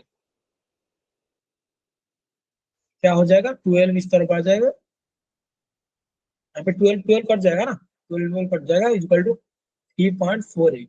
ठीक है, PW equal to 3.48 divided by 2 कितना होगा 1.24। सॉरी 3.48 डिवाइडेड बाई 2 कितना होगा 1 पॉइंट कितना होगा बोलो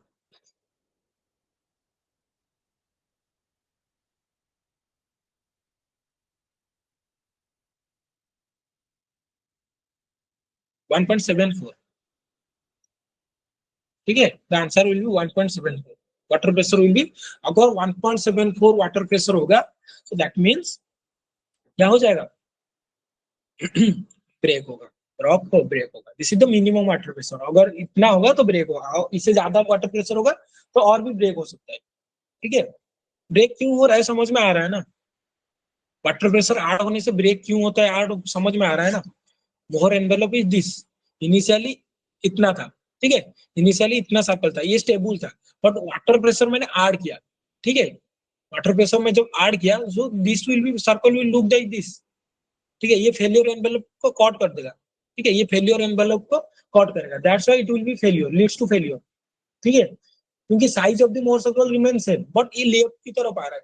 जब लेफ्ट की तरफ आएगा सो it will cut this envelope, यहाँ पे कट नहीं कर रहा था, यहाँ पे कट कर रहा है। ठीक है, सो वाटर प्रेशर जब ऐड करते हैं तभी क्या होता है फेलियर हो जाता है जल्दी। आर यू गेटिंग क्यों फेलियर होता है समझ में आ रहा है ना everyone. Very good very good. अगर ऐसे क्वेश्चन आएगा तो छोड़ना नहीं, ऐसे करना। ठीक है, वाटर प्रेशर आ जाएगा मतलब यहाँ से माइनस कर देना, सिग्मा 1 से माइनस कर देना, सिग्मा 3 से माइनस कर देना, वो जो फॉर्मूला दिया है फॉर्मूला से बस माइनस कर देना सिग्मा वाटर प्रेशर को, जैसे कि हमने ये मोर सर्कल से किए। ओके, मैं इरेज करता हूँ इसको।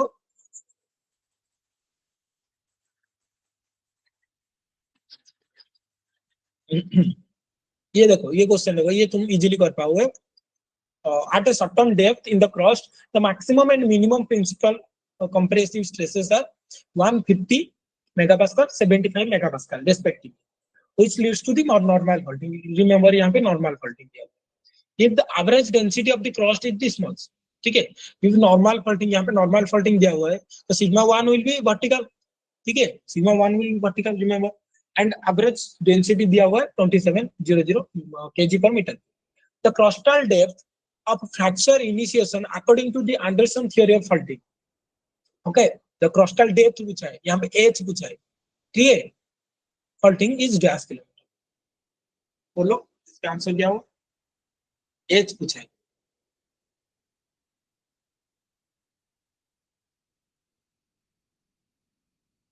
तो हमें क्या निकालना होगा पहले, सिग्मा 1 निकालना होगा।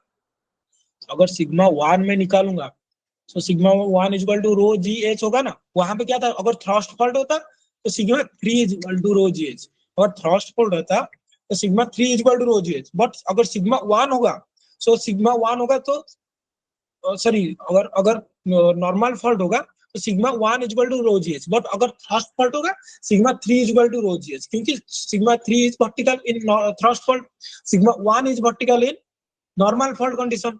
Okay, are you getting. ठीक है, तो ये यहाँ पे नॉर्मल फॉल्ट है, so sigma 1 equal to rho g h होगा। Okay, so what is the sigma 1, sigma 1 कैसे निकालेंगे, यहाँ पे तो दिया नहीं है। यहाँ पे क्या दिया है सिंपली, यहाँ पे principal compressive stresses, no the maximum and minimum principal compressive stresses sigma, अच्छा हाँ सिग्मा 1 दिया हुआ है, सिग्मा 1 इक्वल टू 150। ठीक है, and minimum sigma 3 equal to 75। ठीक है, ये दिया हुआ है, तो अभी इजीली कर पाएंगे ना। ठीक है, इजीली कर पाएंगे। So sigma 1 is equal to rho g h, okay, और sigma 1 is equal to rho g h, निकालो इसको। रो जी एच क्या है, रो क्या है 2700 into g is equal to, g कितना है 10, एच निकालना है, 10 into h is equal to क्या है sigma 1, what is sigma 1, 150, okay, बस एच निकाल दो, इजीली हो जाएगा। 10 मतलब 10, हाँ 10, एच निकाल दो, किलोमीटर में आ जाएगा, कितना होगा निकालो, इसको कैलकुलेट करो। 2700, सॉरी 150 मेगा पास्कल, ठीक है, मेगा पास्कल को पास्कल में कन्वर्ट करो, ठीक है, into 10⁶, divided by 2700 divided by 10, कितना होगा 5.5 आ रहा है ना, h इज इक्वल टू 5.5, ठीक है, 5.5 किलोमीटर, तो round up to 1 decimal places, ठीक है, 5.5 ही होगा answer. Are you getting?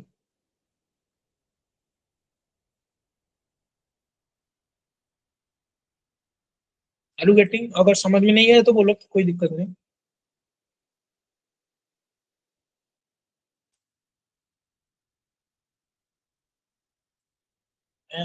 Anyone have any doubt? अगर डाउट है तो बोलो, repeat, okay very good, repeat कर रहा हूँ, देखो ऐसे जब भी समझ में नहीं आएगा तो बोल देना, कोई दिक्कत नहीं, ठीक है, मैं है ना रिपीट करने के लिए, और समझ में आना चाहिए बस, ठीक है सबको। देखो, at a certain depth of the crust, the maximum and minimum principal compressive stress is 150 and 75. But is given क्या है, sigma 1 is 150, sigma 3 is 75, ठीक है, and which leads to normal faulting, normal faulting हो रहा है, that means अगर normal faulting होगा तो सिग्मा 1 ऑब्वियसली वर्टिकल होगा ना, नॉर्मल फॉल्टिंग केस में क्या होता है, sigma 1 is vertical, sigma 3 is horizontal, but in reverse fault sigma 3 is vertical, ठीक है, and sigma 1 is horizontal in reverse fault, ये सबको समझ में, ये सबको पता है, ठीक है, ऐसे होगा।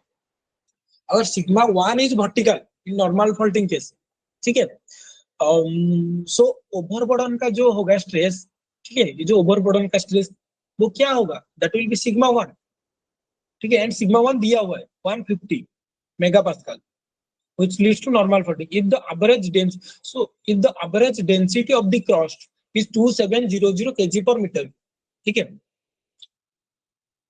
तो देखो ये एक क्रॉस्ट है, सो ये पॉइंट में ब्रेक हो रहा है, ये पॉइंट में ब्रेक हो रहा है, क्यों ब्रेक हो रहा है, क्योंकि सिग्मा 1 150 मेगा पास्कल है, sigma 1 is 150 mega pascal, that's why ये पॉइंट में ब्रेक हो रहा है। सो ये जो सिग्मा 1 नॉर्मल फॉल्ट हो रहा है, यहाँ पे नॉर्मल फॉल्टिंग वजह से ये ब्रेक हो रहा है, सो ये जो सिग्मा 1 कहाँ से आ रहा है, सो दिस मच ओवरबर्डन, ये ओवरबर्डन के वजह से सिग्मा 1 आ रहा है, ठीक है ना, दिस मच ओवरबर्डन के वजह से ये सिग्मा 1 आ रहा है, so that it is making having a normal fault, ठीक है, यहाँ पे एक नॉर्मल फॉल्ट हो रहा है, ये समझ में आया सबको, ये डेप्थ में नॉर्मल फॉल्ट हुआ है, सो यहाँ का डेंसिटी दे दिया है, सो इसका डेप्थ बस पूछा है, ठीक है, इसका डेप्थ कितना होगा, डेप्थ कितना होगा, वही ओवरबर्डन इन तो नॉर्मल फॉल्टिंग है ना, P is equal to rho g h ना, this P is equal to rho g h, ठीक है, ये जो यहाँ पे जो ओवरबर्डन होगा, ये पॉइंट में ओवरबर्डन होगा, so what is that overburden, rho g H,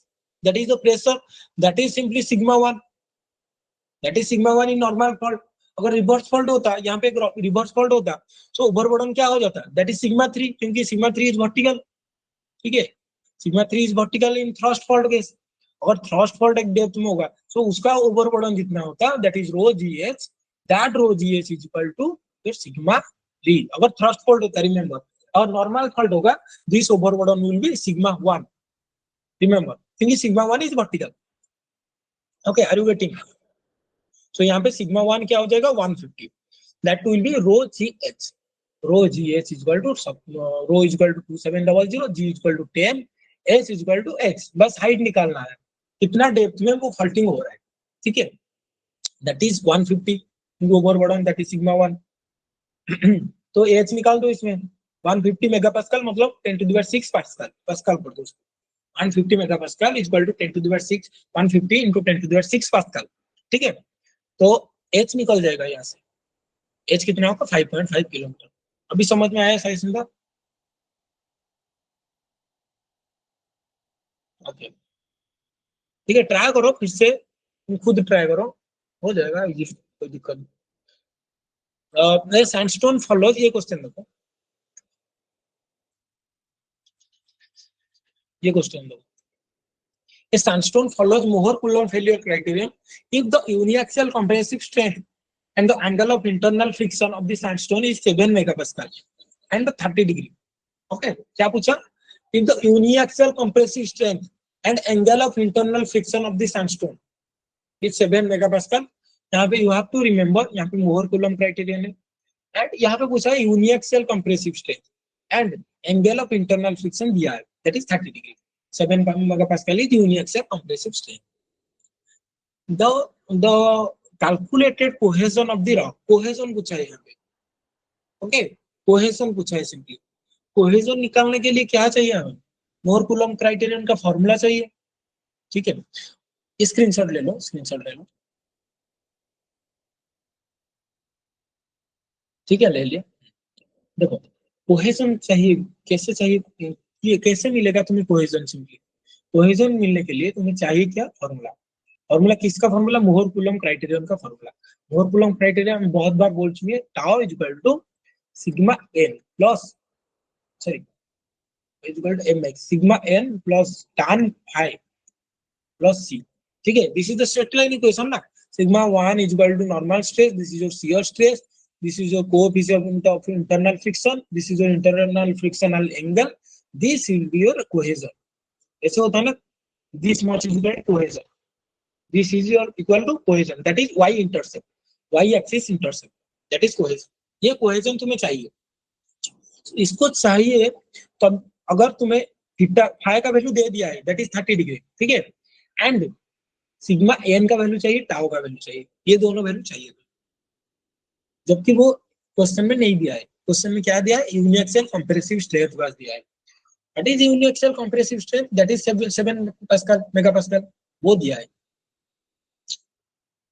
देखो यूनिएक्सियल मेगापास्कल कंप्रेसिव स्ट्रेंथ दिया है, सो वहां से हमको क्या निकालना है? Tau and sigma N. What is uniaxial compressive strength?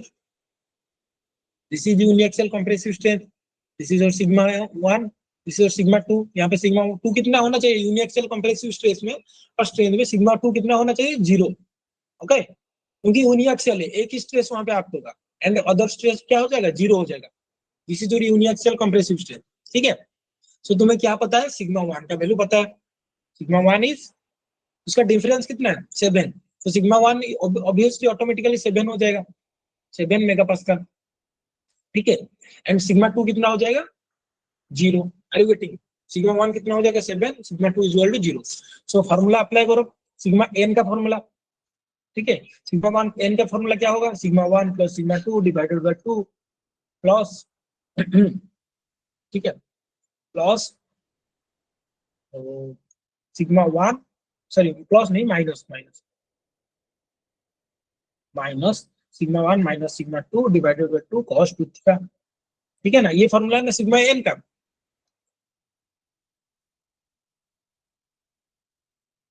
Are you getting? यहाँ पे कह दिया इंटरनल फ्रिक्शन एंड ये फॉर्मूला है ना, समझ में आ रहा है? बस थम्स अप दे दो, समझ में आ रहा है अगर थम्स अप दे दो, नहीं तो हम फिर से एक्सप्लेन करेंगे। सिग्मा एन तक समझ में आ गया? देखो अब देन द थिंग इज, तुम्हें थीटा का वैल्यू नहीं दिया है, थीटा का वैल्यू भी चाहिए ना सिग्मा एन निकालने के लिए। ओके, थीटा का वैल्यू चाहिए, थीटा का वैल्यू नहीं दिया है, किसका वैल्यू दिया है? फाई का वैल्यू दिया है। सो अगर फाई का वैल्यू दिया है तो थीटा का वैल्यू तो निकाल सकते हो ना तुम लोग। कैसे निकालोगे थीटा का value from phi? This is your Mohr circle, this is your envelope. ठीक है, एनवेलप का फाई का वैल्यू कितना है? That is 30 degree, this is 30 degree ना, this is 30 degree and this is your 2 theta, this is your 2 theta ना, this is your 30 degree, this is your 2 theta. देखो मैं फिर से कर रहा हूँ,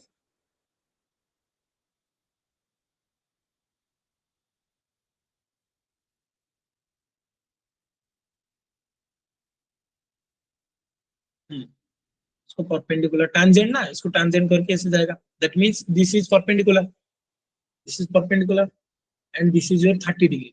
ठीक है, सो इसका वैल्यू कितना हो जाएगा, 2 थीटा कितना हो जाएगा, सिंपली बताओ। अगर this is your geometry, this point is the failure point and this is the tangent, tangent मतलब यहाँ पे ये जो लाइन है उसको 90 डिग्री करेगा, so this is your 90 degree, this angle is 90 degree and इसका इंक्लाइनेशन, ये जो एनवेलप है उसका inclination is 30 degree, that means it is 30 degree. अगर ये 30 डिग्री है तो इसका वैल्यू कितना हो जाएगा, दिस इज 90 डिग्री, ये 60 हो जाएगा ना, अगर ये 60, सो इसका वैल्यू कितना हो जाएगा 60 degree, so 2 theta is equal to 60 degree हो जाएंगे, और 2 theta is equal to 60 degree, theta is equal to 30 degree, simply. Are you getting, theta 2 theta का रिलेशन, हाय थीटा का रिलेशन ऐसे हो जाएगा।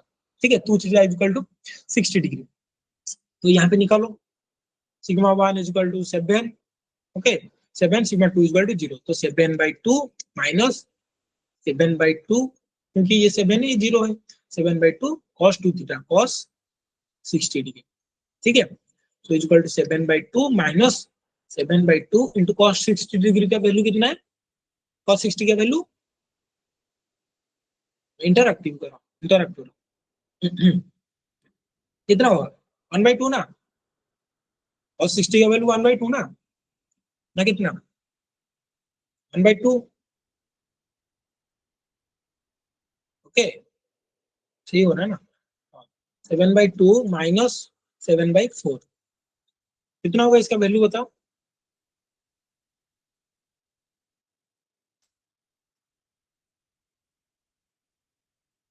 इसका वैल्यू कैलकुलेट करके बताओ, मैंने नहीं किया, तुम करो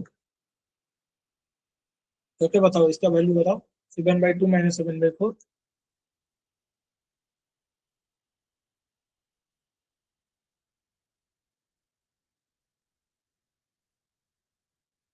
कितना होगा, 1.75 हो रहा है। ठीक है, 1.75 मेगा पास्कल, ये इतना हो रहा है ना, 1.75 मेगा पास्कल। ठीक है, ये हो गया सिग्मा एन का वैल्यू, ओके सिग्मा एन का वैल्यू हो गया। Then the thing is tau, tau का वैल्यू, टाउ का वैल्यू क्या है, simply sigma 1 minus sigma 2 divided by 2 cos 2 theta. ठीक है,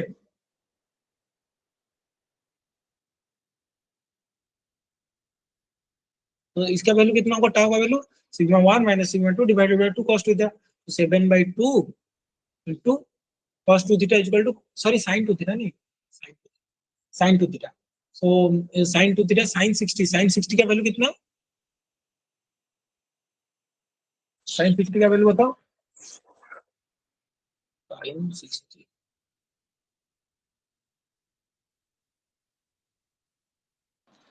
Sir, √3/2. sin 60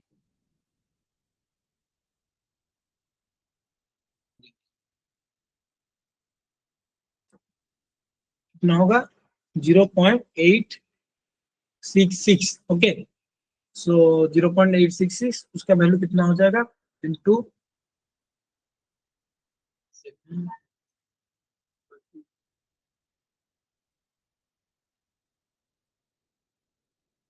कितना हो रहा है 3.03, एक सेकंड में गलत क्या कहाँ से शायद मुझे लग रहा है, देखो सिग्मा 1 और sigma n equal to sigma 1 plus sigma 2 divided by 2 और minus sigma 1 minus sigma 2 divided by 2।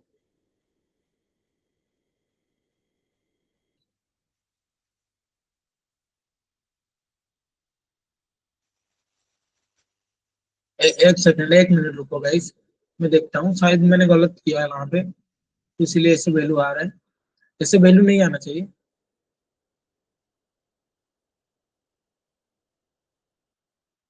Sigma n equal to sigma 1 plus sigma 2 divided by 2 minus sigma 1 minus sigma 2 divided by 2. Okay, this is fine. Cos 60 degree, 3.3. Certain depth cost.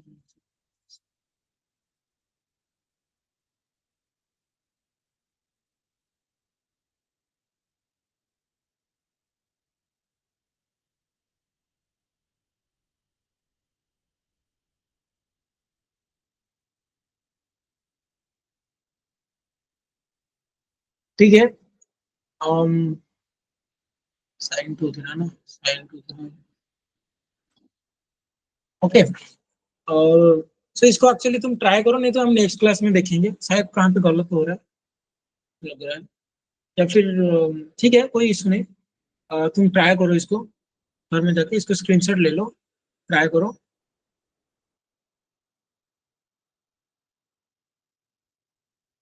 Try करो, अगर हो जाएगा तो ठीक है।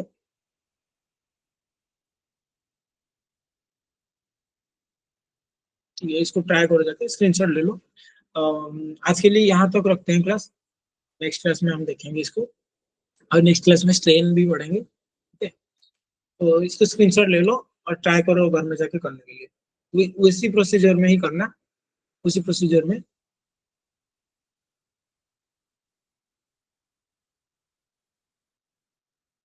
ठीक है, ये थैंक यू। और कुछ डाउट है तो पूछो, अगर कुछ डाउट है तो पूछो, आज का क्लास में कुछ अगर डाउट है तो पूछो।